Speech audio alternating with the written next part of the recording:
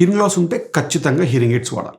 కానీ అవతల వాళ్ళు ఏదో అనుకుంటారని చాలామంది హియరింగ్ ఎయిడ్ వాడకుండా నెగ్లెక్ట్ చేస్తూ మాటలు వినపడకపోయినా ఎదుటి వాళ్ళు గట్టిగా మాట్లాడడం వల్ల ఇంకా అవతల వాళ్ళ పెదాలు, ముఖ కదలికలు అర్థం చేసుకుంటూ సాగిస్తూ ఉంటారు.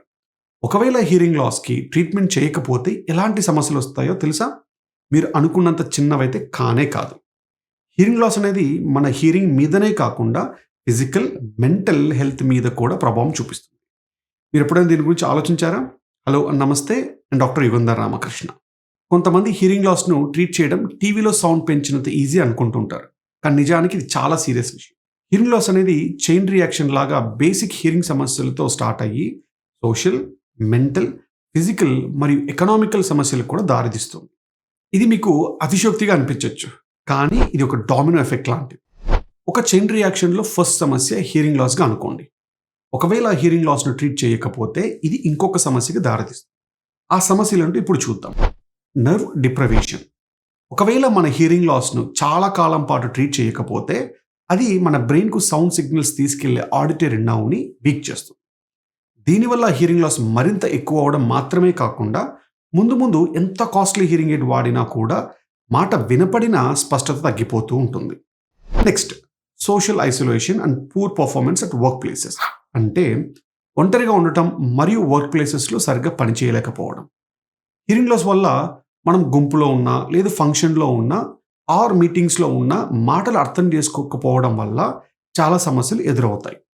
చివరికి దీనివల్ల మీటింగ్స్ అటెండ్ అవ్వకపోవడం, ఒంటరితనం, సోషల్ రిలేషన్షిప్స్లో సమస్యలు, అలానే వీటితో పాటు ఆఫీస్లో మన పర్ఫార్మెన్స్ తగ్గిపోతూ ఉంటుంది.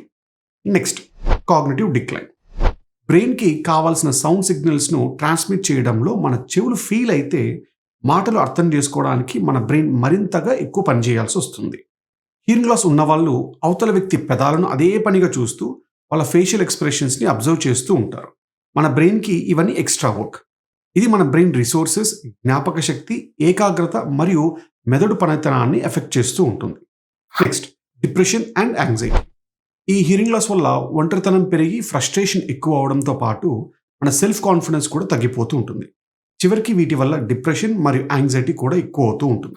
నెక్స్ట్, టెనిటస్ అండ్ నిద్రలేకపోవడం. మీరు ఎప్పుడో చెవులో గుయ్యని శబ్దాలు విన్నారా? దీన్ని టెనిటస్ అంటారు.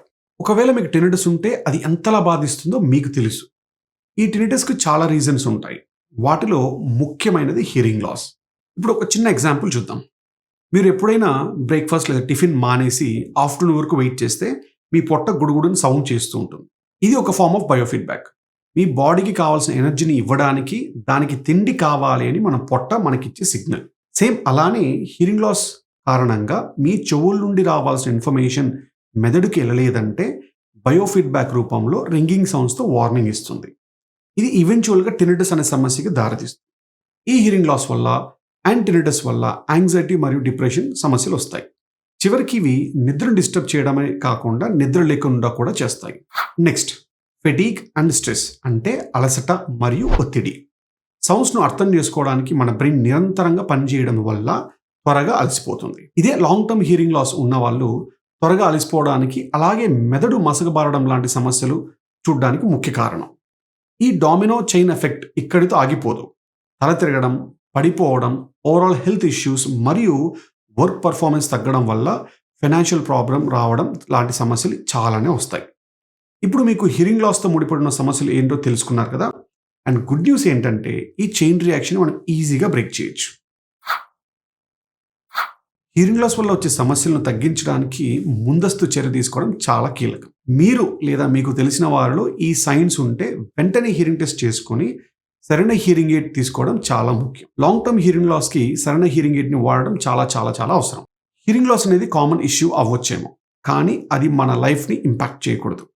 సో ఒకసారి హియరింగ్ టెస్ట్ చేసుకొని కావాల్సిన జాగ్రత్తలు తీసుకోండి.